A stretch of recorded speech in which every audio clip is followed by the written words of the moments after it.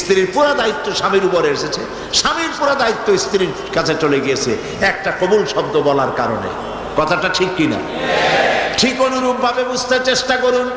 যখন আপনি মনে মনে বিশ্বাস করে মুখ দ্বারা যখন উচ্চারণ করেছেন লা ইলাহা ইল্লাল্লাহ, সবাই পড়েন লা ইলাহা ইল্লাল্লাহু মুহাম্মাদুর রাসূলুল্লাহ, এই কালেমা মুখ দিয়ে যখন উচ্চারণ করেছেন, কোনো ইলাহ নাই, আইনদাতা নাই, বিধানদাতা নাই, শাসনকর্তা নাই, কেউ নাই আল্লাহ ছাড়া।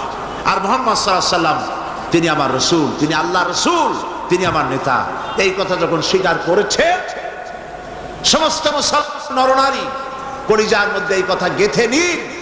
আপনার ইচ্ছা মতো আপনি নির্বাচন করতে পারেন না, আপনার ইচ্ছে মতো আপনি রাজনীতি করতে পারেন না, আপনি ইচ্ছে মতো পার্লামেন্ট চালাইতে পারেন না, আপনার কোর্ট, আপনার আদালত, আপনার দেশ, আপনার ক্যান্টনমেন্ট, আপনার শিক্ষাঙ্গন কোনটাই আপনার মত মতো চালাইতে পারেন না।